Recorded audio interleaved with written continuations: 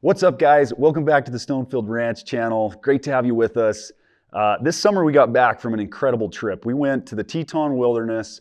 We rode all the way up to the headwaters of the Yellowstone River where it comes out of the rocks, across the Continental Divide to where the water's coming out of the rocks that feeds the Snake River. But before we did any of that, we had a chance to go and hang out with Glenn and Karen Orms in Denver for a day. Got custom hats shaped.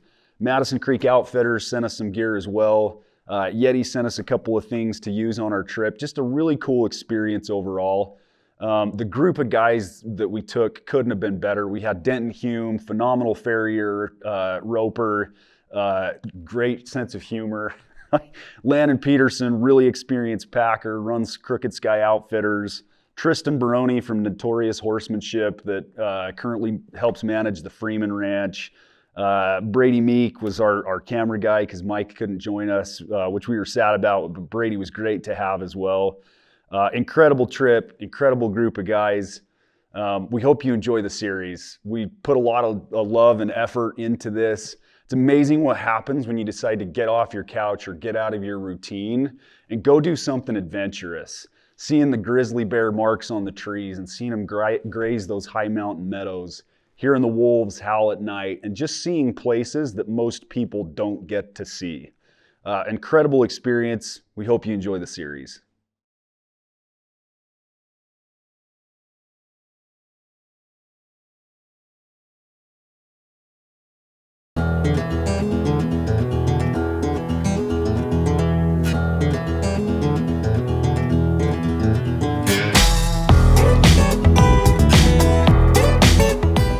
So we've had a chance to come to the cow lot. This is really where we're starting out our journey to the headwaters of the Yellowstone.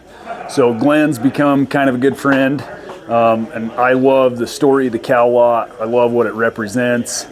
I wanted to get some new lids for the boys, and so I called up Glenn. Wanted to see if he wanted to partner up with us on this series, and he was kind enough to say, yeah, let's do it. So you have a chance to come in here in their showroom in Denver, and so cool. Have a chance to watch Tyler Ray shape over here, and Hank the dog that's just sitting over there on the couch. But really cool business, great place to order a hat. Life often has a way of paying dividends when you set out on adventures. I thought we would just go to Denver and get great hats for the team. But in our travels, Glenn Orms from the Cow Lot invited us to attend a private cutting in Colorado Springs at the Wines Ranch. A very cool experience that we didn't plan on. As we all know, time in the mountains can vary quite a bit depending on how good the trails are. I had initially planned for an out and back at the Turpin Meadows trailhead. Ultimately, we decided on a 60 to 70 mile route loop where we would arrive at Hawk's Rest on day 2, the most remote location in the lower 48, and from there follow the South Fork of the Yellowstone to the very top. This route would also allow us to cross the Continental Divide above Fairy Lake and also drink from the headwaters of the Snake River.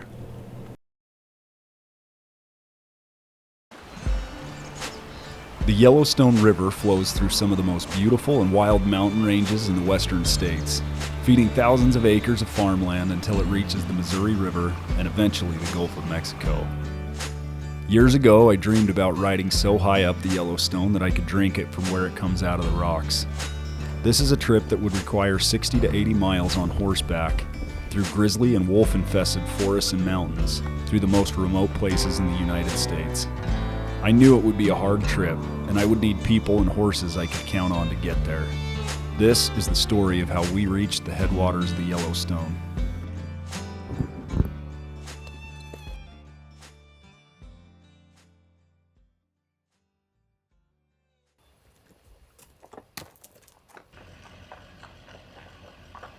For the first time, Denton Hume is on time. He must be excited for this trip. I was pretty excited about the trip. I made sure I left a little early.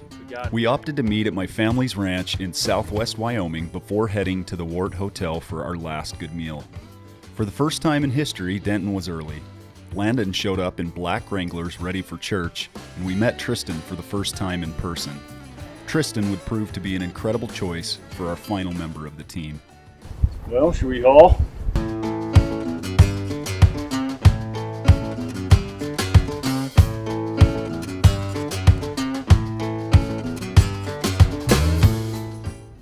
gonna drop some trailers because we are gonna get our last good meal at the Silver Dollar Bar over by the Wart Hotel in Jackson, and there is not exactly trailer parking for 4-horse trailers. So we're just at the Jackson Rodeo Grounds. Kind of drizzly. Hopefully we don't get poured on all week.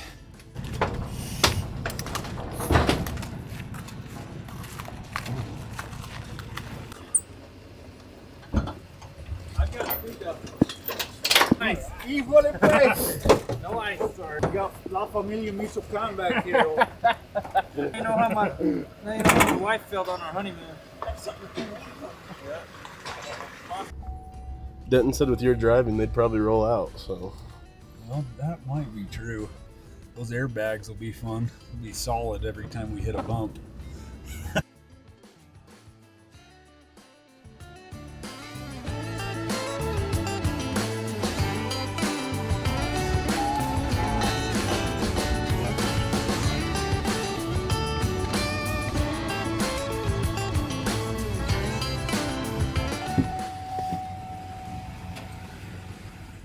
About 9:15, we're just rolling in. Turpin Meadows campground. See if we can get a place for the stock, but it's late and it feels like midnight. I'm ready for bed. These on Amazon, they were Oh, goodness gracious. They were a man, 3-pack that was for bright. $40. I got these things for. You look like something from Star Trek. Now I can't see. Thank you. That's the nicest thing anybody's ever told Denton. I'm flattered. Yeah. So we got 4 pins here. We're putting 2, 2, 2, and then maybe Landon. Are you doing 4? Hopefully we'll get to sleep. Filling up water, getting them all ready.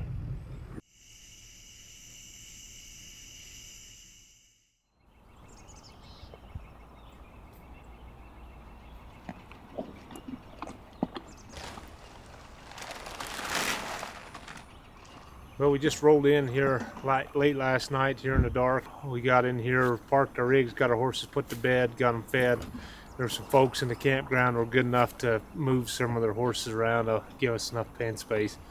But we're just going to get ready to roll this morning. We'll get up all our horses fed, and then we're going to start pulling gear out, getting weighed, putting in panniers, and getting horses saddled, and starting to put our strings together to get rolling, headed up the trail. So it'll be a busy morning with a lot of work, but nothing better than starting out on day one feeling fresh and ready to go.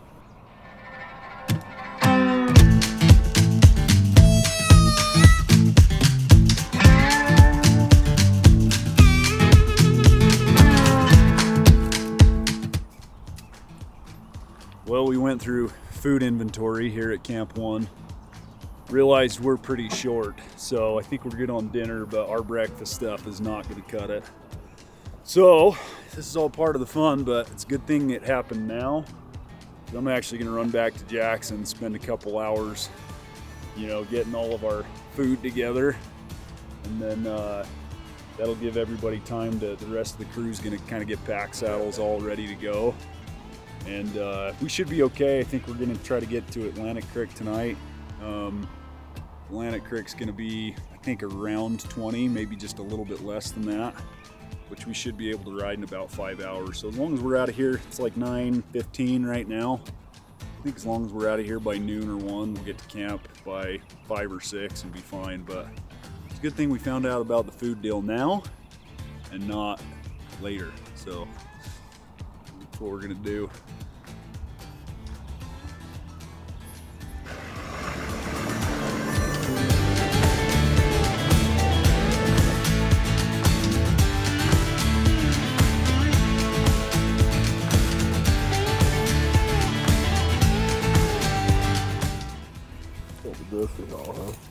Just ran to town for some gear.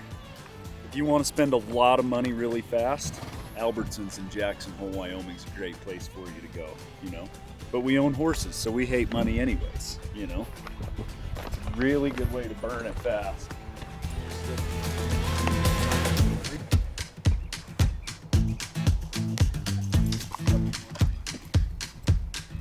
Hold a little tight.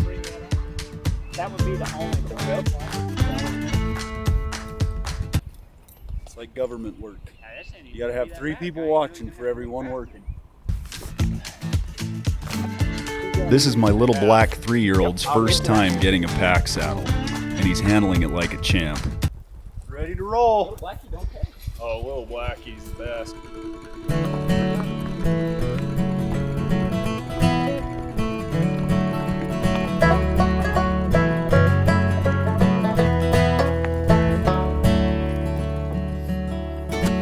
Every now and then I catch a glimpse of where I've been, but I tried it all just to lie next to you again. But when that engine roars, well, it's calling me back on board. So I close my eyes and dream of you, that's all I need. Trains may come rolling and take me where they may, but if it's your hand I'm holding, I'll make it through the day. Oh, won't you say the same to me? Oh, worry not, my dear. Horses are faster, so I can disappear. Yeah, it was a good day. Horses did good. It was a big day. What was our total mileage? 12? It felt like more than 12 and a half because it was day 1. I think all of us felt it, the horses included. But by day 3, we'll settle into a pretty good rhythm. We did cut short of our target camp tonight by, what, 4 or 5 miles, I think. But it was over the other side of the Continental Divide, and we don't want to burn the horses up the first day. Stock come first on a trip like this. So found a good meadow, crashed there.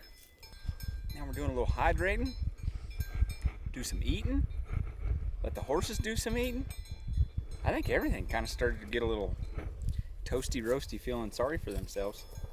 I mean, nobody was stopping, but all the horses were acting like they'd definitely been working.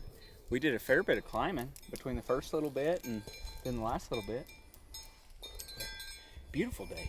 It's another day in the mountain. It's a good day. We didn't have any wrecks. Everybody traveled well. We got getting the blood pressure up a little bit, so we got his horse lined out. But saw some beautiful country. Just neat to come up in different areas and watch your animals perform in a new environment. And I think it's just a fun adventure. Shoot, starting the day, I had a pack horse that was trying to run my riding horse over the whole time, but we put her behind old Ranger Rick over there, and he lined her right out. Anytime she got out of line, he would get after her. Well, now she's standing there not even eating. She's tired and in line. She has a good mindset about her now. She's educated, so my day is going a lot better. I'm tired. There was a lot of riding, but this country's awesome. I love this clean mountain air, and couldn't pick a better spot. Sweet spot. Trains may come rolling and take me where they may, but if it's your hand I'm holding, I'll make it through the day. Oh, won't you say the same to me? This is that round one that has salt and pepper in it. They're righty.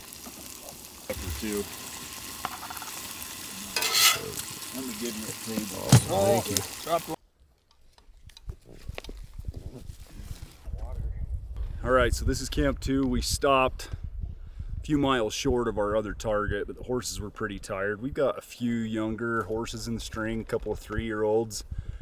It's good for them to do stuff like this, but we pack them pretty light, so they're really only packing 100 to 125 pounds. This one's carrying the heaviest load. Call this one Rick. He is the designated string educator, keeps everybody in line. All right, we're just getting packs set. Like, the biggest thing for this is you need to make sure where the front of your bars are fitting in your horse's shoulders, because that's going to set up how the pack carries for the whole trip. This is a 4-year-old horse, Hancock on the top side out of a magnetic hip mirror, and he's a really nice horse. I rode him yesterday, and he kind of kept pace for us. And today I'm going to pack him and let my other horse have me ride him, because it's a little bit easier like once they pack quite a bit, they get pretty seasoned and in condition for it, just like you would to working. But in the beginning, they're kind of a little thin-hided and a little softer, so I like to rotate them and give one a day of riding and one a day of packing, and then the different saddles fit on them different, so you don't keep pushing on one spot. All right, so this is Boomer, loaned to me by my father-in-law. Shout out Stredbeck Cattle Company, Jeff Stredbeck. He bought these out of RMO. They came from Missouri, so this is the first time they're seeing a lot of mountains, and they're holding their own. They did great yesterday. This guy packed me good yesterday, and the other one followed right along in the string. We're still shopping for a good name for this one. Leroy's kind of my leading favorite. It's not up to me. I got to get a couple options and sit at the table when I get home with the fam and those that are gonna be riding them and stuff. Get final say, but yeah, I'm stoked on these two. They're doing great for their first legit pack trip, and had to put a lot more on them. How old are they? They're both 4 years old. Yep, half drafts and stout. Couple of dudes right here. Yes, they are. Join us next time as we get more remote in the Teton Wilderness and closer to our destination of the headwaters of the Yellowstone River.